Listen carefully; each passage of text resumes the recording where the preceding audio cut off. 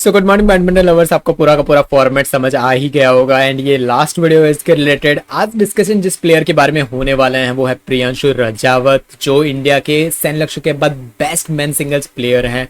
उनके 2023 से लेकर 2025 अभी तक की जितने टूर्नामेंट्स है उसके बारे में डिस्कशंस करते हैं। तो वैसे ही आपको वीडियो के एंड में सारी चीज़ें देखने मिल जाएगी, बट अभी के लिए पूरे उतने जितने भी उनके स्कोर्स इन द सेंस कि उनके जो भी रैंकिंग्स रही थी वो सारी देखते हैं हम। तो शुरुआत ही होती है पहली तो 2023 इंडोनेशिया मास्टर्स उन्होंने खेला है। Round of exit, round of 1 exit, qualification, round of 2 exit. Orleans master 2023 उन्होंने जीता है, जो ऑफकोर्स भले ही लो रैंक फिट हो बट एटलीस्ट जीता तो है। सुपर 300 एक जीता तो है उन्होंने। देन अगेन एक पूरी आपको लाइन दिख रही होगी, R1 R2 एग्जिट्स दिख रहे होंगे, जिसके अंदर कुछ टॉप लेवल रैंक के टूर्नामेंट्स भी दिख रही होगी आपको। इंडोनेशिया ओपन देख लो, उसके ऊपर कोरिया ओपन देख लो, ये सारी टॉप टियर लेवल की है। वो सारे में round of 1 round of 2 exits दिख रहे हैं। अब आ रहा है मिड लेवल टूर्नामेंट है जो है सुपर 500। एक सुपर 300 वो जीत चुके हैं। दूसरे एक ऑस्ट्रेलिया ओपन अगर आपको दिख रहा हो यहाँ पे, ऑस्ट्रेलिया ओपन में वो पहुंचे हैं सेमीफाइनल्स तक। अब देखो यहाँ पे ऑस्ट्रेलिया ओपन में सेमीफाइनल्स तक पहुंचे वो। अब आपको वापस पूरी छड़ी दिख रही होगी, R1 R2 सारे दिख रहे होंगे। सैयद मोदी जो इंडिया में होती है भाई, देखो पहले तो मैं उसको उतना ज्यादा गिनता नहीं हूँ क्योंकि इंडिया ओपन अलग होती है, सैयद मोदी अलग होता है। सैयद मोदी जो सुपर 300 है ना उसके अंदर आती है, इंडिया ओपन है उसके अलग है, ठीक है। तो सारे राउंड ऑफ वन ऐसे ही एग्जिट चल रहे होंगे। अब आपको नेक्स्ट लेके जाता हूँ मैं अभी, और 2023 के आसपास की ही आपको दिख जाएगी यहाँ पे। देखो 2024 की ये सारी चीज़ें। फर्स्ट जो 2024 की टूर्नामेंट है ना, इंडोनेशिया मास्टर्स, उसके आसपास से शुरुआत होती है ये चीज़ें। अब देखो यहाँ पे राउंड ऑफ 2 एग्जिट, 1 एग्जिट 1 है, पूरी लड़ी लगी हुई है चौथे महीने तक, चौथे छठे महीने तक लगी पूरी, मतलब यही चीज़ चल रही है 6th मंथ। अब देखो यहाँ पे वो ये जो स्विस ओपन है वो and US open, Swiss open जो मिड लेवल टूर्नामेंट है एंड यूएस ओपन जो लो लेवल टूर्नामेंट है, उन दोनों के क्वार्टर फाइनल्स तक पहुंचे हैं। तो उतना ज़्यादा उसका मीनिंग नहीं बनता है। देखो ये मेरे ओपिनियंस है थोड़े, तो ये मीनिंग नहीं बनता है। बट कनाडा ओपन है तो वहाँ पे वो क्वार्टर जो बोलते हैं ना 2024 का, जो 2023 में सैन लक्ष्य जीते थे बट 2024 के अंदर सेमीफाइनल्स तक पहुंचे हैं। कुछ 3 से 4 टूर्नामेंट्स ऐसी आई है जिसके अंदर वो सेमीफाइनल्स तक पहुंच गए हैं, ठीक है। एक जीता है उन्होंने, जो आगे सुपर 300 था वो। अब देखो यहाँ से आता है वापस सैयद मोदी टूर्नामेंट आती है, यहीं पे आपको दिख रही होगी। अब देखो यहाँ पे सेमीफाइनल्स कनाडा ओपन पहुंचे, उसके बाद सारे R1 R2 दिख रहे होंगे आपको, ठीक है। इसके अंदर ही एग्जिट है, राउंड ऑफ 3 एग्जिट भी नहीं है, R1 R2 ही दिख रहा है। मैंने ये चीज नोटिस की, आपके पहले के 2 मालवे का बंसूद और सैन लक्ष्य वाले आपने डिस्कशन देखा, उसके अंदर भी R3 वाला सिर्फ एक ही था, बाकी सारे R1 R2 मतलब round of 32 round of 16 exit, round of 32 round of 16 exit है। R3 भी नहीं है, 1-2 टूर्नामेंट छोड़ के। तो देखो यहाँ पे गुवाहाटी मास्टर्स है, वहाँ पे भी वो जो मालवे का बंसूद थी उन्होंने भी भाई गुवाहाटी मास्टर्स के अंदर ही वो आगे पहुंची थी, जो भाई ऑफ कोर्स सुपर 100 के अंदर आता है, कोई उतना ज़्यादा मीनिंगफुल है भी नहीं। उसमें भी वो बोलते हैं ना कि देखो यहाँ पे आपको दिख रहा होगा राउंड ऑफ थर्ड राउंड तक ही पहुंचे हैं।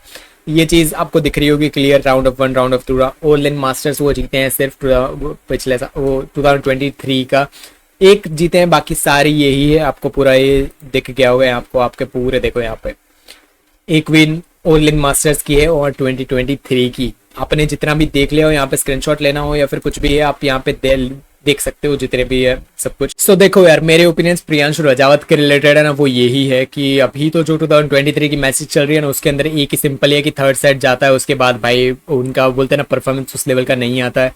पहले 2 सेट्स के अंदर बहुत अच्छा खासा वो खेलते हैं, थर्ड सेट के अंदर पूरा चेंज ही हो जाता है उनका गेम। बट उसके पहले के आपने 2023 24 अभी इस साल के भी जितने भी मैचेस देखे हो उसके अंदर आपने क्लियरली आपने नोटिस की होगी round of 1 round of 2 exit है। मेरे ओपिनियंस अगर प्रियांशु रजावत के बारे में बोला जाए ना, तो यस उनके अंदर भी कैलिबर है, अच्छा खासा परफॉर्म वो कर सकते हैं। कहाँ पे अटक रहे हैं, जितने भी ओपिनियंस मेरे सैन लक्ष्य के लिए थे वही के वही इनके लिए भी है, प्रियांशु रजावत के लिए। बट उनके अंदर जो मैं देखता हूँ ना पोटेंशियल की, सैन लक्ष्य के अंदर जो पोटेंशियल मैं देखता हूँ ना कि वो वर्ल्ड चैंपियन सारे प्लेयर्स को हरा के वो पहुंच सकते हैं, वो चीज़ मुझे प्रियांशु रजावत से बहुत कम, वो भाई वाइब से, वो इस लेवल की वाइब्स इन द सेंस कि उनकी गेम प्ले देख के नहीं आती है। कोडाई नाराओका के पास कितने ज़्यादा टाइम वो हार चुके हैं, समझ रहे हो।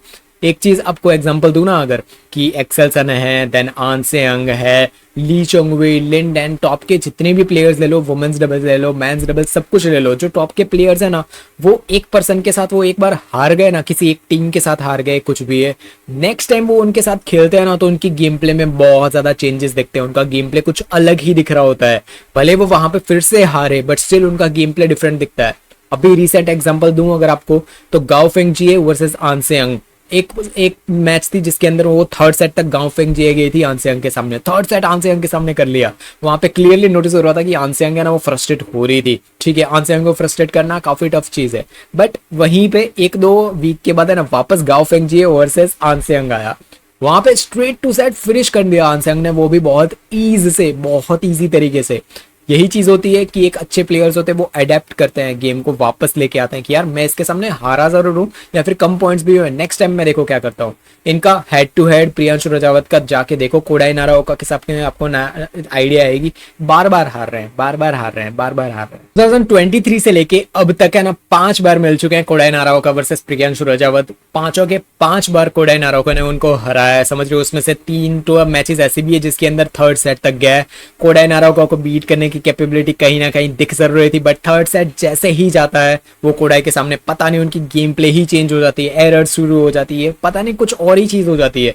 तो 5 बार अगर किसी पर्सन के सामने आप हार रहे हो ना, तो आपको बैठ के भाई ये चीज नोटिस करने की जरूरत है कि कहाँ पे गलती हो रही है, कहाँ पे चीजें हो रही है। कंटिन्यूस किसी प्लेयर के सामने अगर आप हारे जा रहे हो, हारे जा रहे हो, हारे जा रहे हो, तो आप कुछ भी, मैंने अभी ये नोट भी डाला था अगर आपने पढ़ा हो तो, कि अगर एक प्लेयर के सामने आप कंटिन्यूस हार रहे हो ना, तो मतलब आप कुछ भी लर्न नहीं कर रहे हो।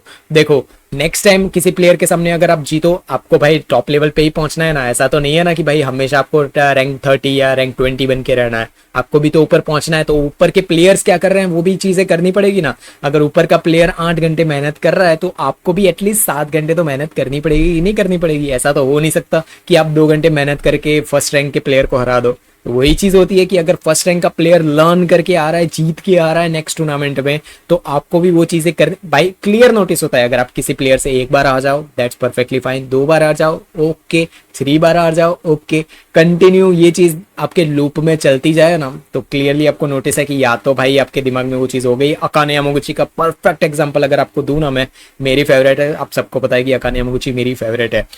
आंसेंग ने जब से उनको बीट करना शुरू किया ना 2023 के आसपास से, जब वो वर्ल्ड नंबर 1 बनी, वो अकाने यामागुची काफी टाइम तक वो वर्ल्ड नंबर 1 थी, ठीक है, अकाने यामागुची।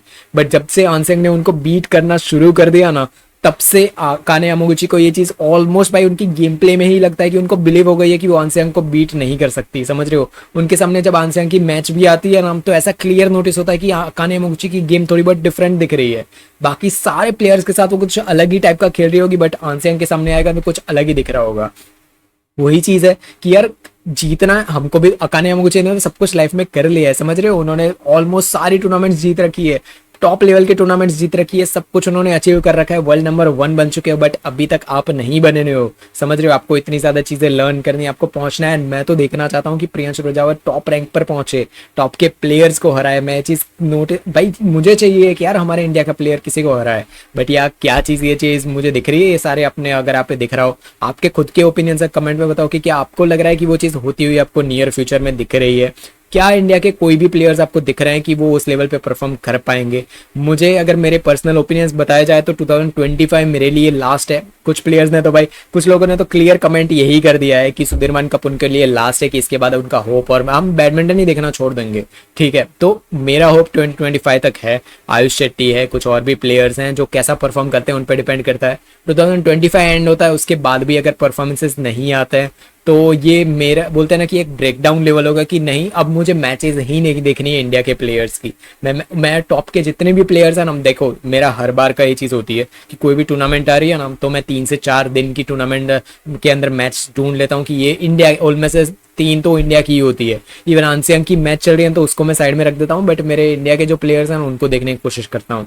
2025 में परफॉर्मेंसेस नहीं आए तो मेरे लिए क्या हो जाएगा पता है, कि छोड़ो, कोई मतलब नहीं है देखने का। इवन दो आगे जाके ओलंपिक्स भी हमारे प्लेयर्स जीत जाए, फिर भी मेरे लिए वो बोलते हैं ना कि वो एक टाइप का वो खुशी एक टाइप की नहीं आएगी कि ठीक है यार अभी जो प्लेयर्स हैं, अभी ऑडियंस को चाहिए, अभी ऑडियंस है ना अभी भी होल्ड करके बैठी हुई है, Indian audience, Indian badminton audience, कि नहीं जीतेंगे, नहीं जीतेंगे, अभी भी होल्ड कर रखा है। एक टाइम आएगा जब ब्रेकआउट हो जाएगा कि प्लेयर इंडियन जो अभी बच्चे हुए हैं ना, जो थोड़े बहुत मेरे जैसे और भी जो देखने वाले हैं, उनका एक ब्रेकआउट पॉइंट आएगा जब वो बोलेंगे कि नहीं हमें देखना ही नहीं है, आप जीतो सुपर 1000 भी जीत जाओ फिर भी हमें आपकी मैच नहीं देखनी है। वो ब्रेकआउट पॉइंट ना आए, उसीलिए भाई 2025 है कि जीतो यार, प्लीज जीतो यार, कहीं से उनको मैसेज पहुंच जाए, कुछ भी हो जाए, जीतो यार एटलीस्ट। हमें भाई देखना है यार हमारे इंडिया को डोमिनेट करते हुए बैडमिंटन के, जैसे चाइना डोमिनेट कर रही है।